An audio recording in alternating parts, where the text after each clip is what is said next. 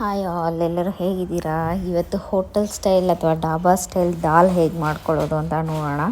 So ಬೇಳೆ ಸಾರಿಗೂ ಇದಕ್ಕೂ ತುಂಬಾ ಡಿಫ್ರೆನ್ಸ್ ಇರುತ್ತೆ. ಸೊ ಹೇಗೆ ಮಾಡ್ಕೊಳ್ಳೋದು ಅಂತ ನೋಡೋಣ. ಮೊದಲಿಗೆ ನಾನು ಬೇಳೆ ತೊಗೊಂಡಿದ್ದೀನಿ 2 ಥರದ್ದು, ಸಾಂಬಾರು ಬೇಳೆ ಮತ್ತು ಒಂದು ಸ್ವಲ್ಪ ಹೆಸರು ಬೇಳೆ. ನೀಟಾಗಿ ತೊಳ್ಕೊಂಡು ಅದನ್ನೇ ಒಂಚೂರು ಅರಿಶಿನ ಹಾಕಿ ನೀರು ಹಾಕ್ಕೊಂಡು ವಿಸಲ್ ಕೂಗಿಸ್ಕೊಳ್ತಾ ಇದ್ದೀನಿ. ಸೊ ಮೆತ್ತಗಾಗುತ್ತೆ. ಬೇಳೆ ಫಸ್ಟ್ ಬೇಯಿಸ್ಕೋಬೇಕಾಗುತ್ತೆ ನಾವು ಒಂಚೂರು ಉಪ್ಪು ಹಾಕ್ಕೊಂಡು. ಸೊ ಇದು ನೋಡಿ ನೀಟಾಗಿ ಬೆಂದಿದೆ. ಒಂದು ಸ್ವಲ್ಪ ಸ್ಮ್ಯಾಶ್ ಮಾಡ್ಕೊಳ್ತಾ ಇದ್ದೀನಿ. ಆಲ್ರೆಡಿ ಫುಲ್ ಬೆಂದೋಗಿದ್ರೆ ನೀವೇನು ಸ್ಮ್ಯಾಶ್ ಮಾಡ್ಕೊಳ್ಳೋ ಅವಶ್ಯಕತೆ ಇಲ್ಲ. ಸೊ ಒಂದು ಸ್ವಲ್ಪ ಸ್ಮ್ಯಾಶ್ ಮಾಡ್ಕೊಂಡಿದ್ದೀನಿ. ಒಂದು ಕಡಾಯಿ ತೊಗೊಂಡು ಅದಕ್ಕೆ ಎಣ್ಣೆ ಹಾಕಿ ಒಂದು ಸ್ವಲ್ಪ ಈರುಳ್ಳಿ, ಕರ್ಬೇವಿನ ಸೊಪ್ಪು ಹಾಕ್ಕೊಂಡು ನೀಟಾಗಿ ಫ್ರೈ ಮಾಡ್ಕೊಳ್ತಾ ಇದ್ದೀನಿ. ಸೊ ಅದು ಫ್ರೈ ಆಗಲಿ. ಸೊ ನಾವು ಯಾವತ್ತಿದ್ರೂ ದಾಲ್ಗೆ 2 ಸರಿ ಒಗ್ಗರಣೆಗೆ ಹಾಕ್ಕೋಬೇಕಾಗತ್ತೆ. ಸೊ ಇದು ಫಸ್ಟ್ ಒಗ್ಗರಣೆ. ಇದಕ್ಕೇ 1-2 ಚಿಕ್ಕ ಟೊಮೆಟೊ ತೊಗೊಂಡಿದ್ದೀನಿ ನಾನು. ಹಾಕ್ಕೊಂಡು ಸ್ವಲ್ಪ ನೀಟಾಗಿ ಫ್ರೈ ಮಾಡ್ಕೊಳ್ತಾ ಇದ್ದೀನಿ. ಚೆನ್ನಾಗಿ ಫ್ರೈ ಆಗಬೇಕು ಟೊಮೆಟೊ. ನೋಡಿ ಈ ಥರ ಫ್ರೈ ಆಗಿದರೆ ಸಾಕು ನಿಮಗೆ.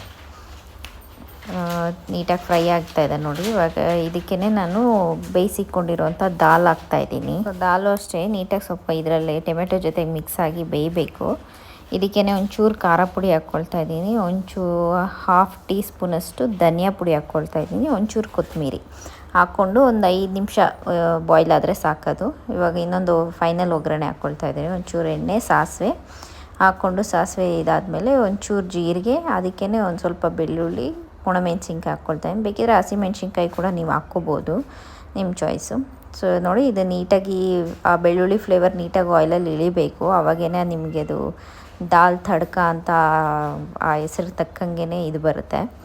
ಸೊ ಇದಕ್ಕೆ ಒಂಚೂರು ನಾನು ಅರಿಶಿನ ಪುಡಿ, ಇನ್ನೊಂಚೂರು ಖಾರ ಪುಡಿ ಹಾಕ್ಕೊಳ್ತಾ ಇದ್ದೀನಿ. ಆ ರಿಚ್ನೆಸ್ಗೋಸ್ಕರ ಕಲರ್ ತುಂಬ ಚೆನ್ನಾಗಿ ಬರುತ್ತೆ. ಅಷ್ಟೇ ನೋಡಿ, ಒಗ್ಗರಣೆ ಮತ್ತು ಫೈನಲ್ ಹಾಕ್ಕೊಂಡ್ಬಿಟ್ರೆ ಆ ಕಲರ್ ನೋಡಿ ಎಷ್ಟು ಚೆನ್ನಾಗಿ ಬಂದಿದೆ. ಸೇಮ್ ನಿಮಗೆ ಡಾಬಾ ಹೋಟೆಲ್ ಸ್ಟೈಲಲ್ಲೇ ಬರುತ್ತೆ ಇದು.